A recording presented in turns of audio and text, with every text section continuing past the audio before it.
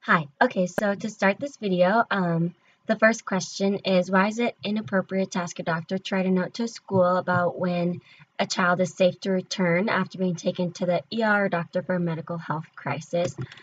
So I think that that is just inappropriate because the note is kind of just like an admissions ticket, is what we had learned in the slides. And that's because the note or like the doctor within that one visit doesn't know the student's developmental stage or social environment because they're not with them all the time like a teacher would be. But the good thing about this case that we had read in the story was that the student was willing to talk about the incident when asked to. So that just shows that he is more open to it. And normally the drawings, so with the story that we saw, the student was drawing, and for Gabe, that was actually the solution. So that's how he had fixed the problem, and he didn't really need that doctor's note because that didn't really have anything to do with the situation because it was just a one situation incident where the doctor's note, I think, would be more for like, whereas if the student was more maybe about like harming themselves, but I feel like in our incident with Gabe, um, the doctors didn't know the full story, like they didn't know what was happening with the teacher or in the classroom.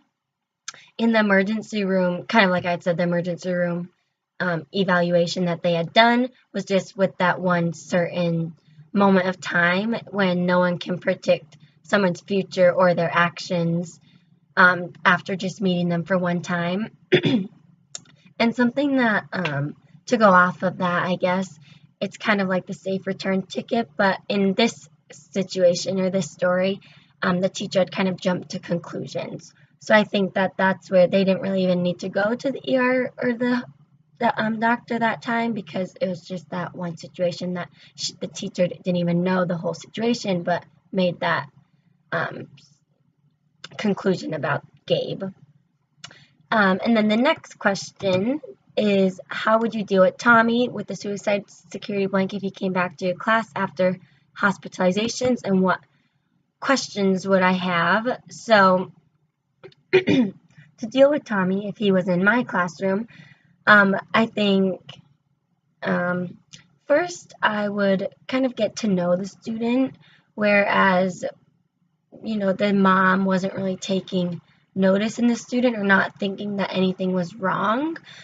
So for Tommy to be leaving those notes about like no one cares about him and no one will notice if he's gone, um, as a teacher, I'd make sure that the mom was on the same page, first of all, because the whole time the mom just was very negative and not understanding and not really taking the time to truly care for her son, which I would not agree with as a teacher, especially because that's the same with any situation that happens in the classroom. Like, you have to make sure that the parents are on board. Like, we have discipline issues in my classroom, whereas the students are not listening, so we're making sure like that this parents are letting them, like we are letting the parents know that this is what's going on, and we're hoping that they're continuing with those behaviors at home, but then we just hear from the students that nothing's even happening, so then the same thing happens at school the next day because nothing is being talked about at home about what's happening at school.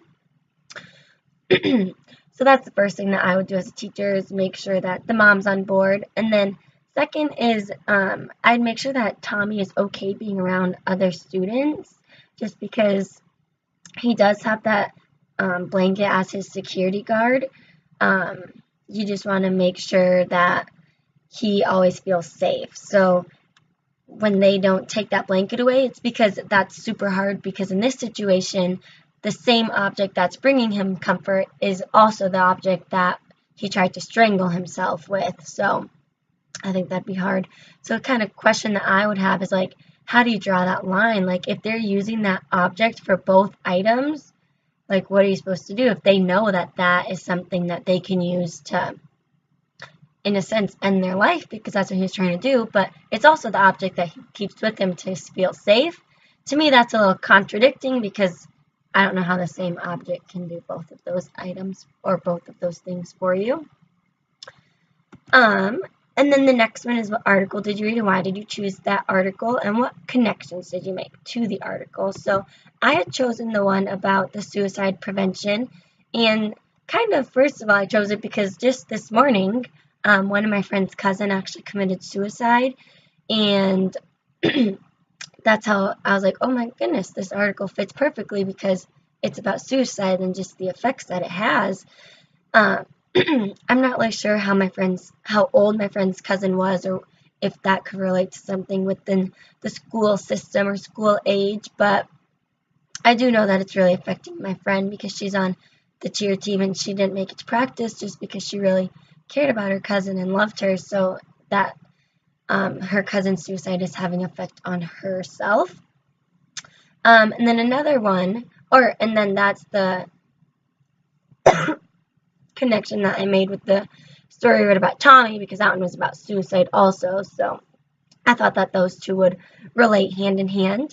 And then I really like in the article how it had stated that one of the myths is that if the person talks about suicide, then they won't actually follow up with it with their actions, which kind of we just saw in the article with Tommy that is definitely a myth, because Tommy had left all these notes and all these signs about suicide and how no one liked him and how just sad he was, and then he actually did try. And then another connection that I have to this article is when I was in 8th grade, one of the girls in my class and that I was friends with committed suicide. And I just remember a lot of extra counselors and support being at school for a while after that happened. And that relates back to the article, because the article had also mentioned that as teachers, we need to provide a clear understanding to students about what suicide is and the consequences that it has on their friends and families, like in the two cases I just mentioned with my friend's cousin, and then also my friend in 8th grade, because they probably didn't realize that it would affect that many people, where it just isn't only taking their own life and changing that part, but it's changing the way others view life and the way others look at them and just feel now, because we're losing someone that is a part of our lives also. And then the last thing is, what information from the mental health slides was pertinent or interesting to you as a teacher, and why? And then how does this information presented help you as a teacher to understand classroom management? So first, some of the things that were very interesting to me. One was that for a child to be diagnosed with anxiety, they only need one of the 6 symptoms, which just seems really crazy to me, because those symptoms can just be simplest things like not wanting to do something. And to me, that's not enough to be diagnosed with anxiety by just one of the symptoms. And then another one was that 50% of males and 60% of females are exposed to life-threatening traumatic drama.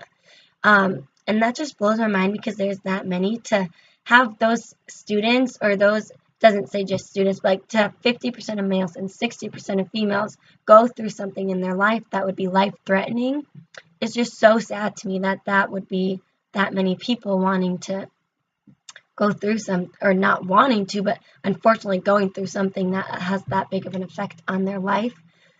The third was that OCD begins early in life and is associated with a 27% incidence rate of suicide attempts. And that cycle that the slides had mentioned with OCD was kind of that the OCD starts as an obsession, and then it becomes anxiety, which causes compulsions and making them want to keep doing things, which results in relief. Because of their compulsions, they find relief from doing all of that stuff that was their obsession, and then it kind of just goes in the circle, because then they find a new obsession, which becomes anxiety because it's something that they're obsessed with, and then they have those compulsions from it, and they find relief from it. And then another interesting part was that the relapse rate, even with therapy for anorexia, is 30%. I guess that was just very new to me, because I did not know that many percent of people who go through therapy end up going through it again. And then also thought is very interesting that if someone has an illness, then another one was normally associated with it. Like for anorexia, most people who had anorexia also had OCD or depression or anxiety. And then same with if someone had bulimia, then they most likely also had depression. And then another one that I mentioned was that if someone was bipolar, then something else that they more than likely had was a substance abuse. And then as far as the management, how I can use, how this information presented can help me as a teacher understand classroom management. So one thing that I really took away from this was that your classroom needs to be a place for your students to feel safe. Like with Tommy and his blanket, I think that just making sure that he knows that he will not be judged and that students do like him, and making sure that people are verbal about it so that he can build up his self-confidence. Another one was since a symptom for anxiety is difficulty concentrating or their mind going blank. As a management, I would make sure that my classroom is interesting and engaging for the students so that they can concentrate and want to focus on what we are actually doing in the classroom. Another one was to make sure that everyone is welcoming and respectful of their peers. The social anxiety disorder has to do with the fear of being negatively evaluated in a social setting. So I'd make sure that my students interact with their peers and know that they won't be judged for it, that they can say something and they can answer these questions, and as a class, they will know that it is a learning experience for everyone. Something else is if a child has OCD, it has been created to prevent, oh my goodness, sorry. For a child with OCD, to prevent it, they need to reduce their anxiety. So as the teacher, I would let the student do those behaviors. Like if they have OCD and they need to keep their desk clean and that's one of their compulsions, then let them clean their desk. Like if that's all that it takes to keep that child from feeling overwhelmed in class because of that, let them do their OCD, whatever it is, so that they feel the best at home or most welcomed. And then also as a teacher, to be in control of many situations as possible is what I would try to do. So especially in the classroom, because a lot of the times depression comes as a reaction from an external event.